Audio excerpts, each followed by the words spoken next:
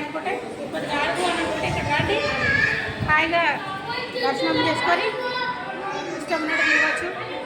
నేను మాత్రం మొత్తం ఫ్యామిలీతో వచ్చిన పిల్లలతోటి ఆయన అందరం కలిసి సూపర్ దర్శనం అయింది. దర్శనాలు అన్నీ మంచిగాని నిమ్మలంగా, పూజలు కూడా అన్నిటికడ నిమ్మలమైనవి.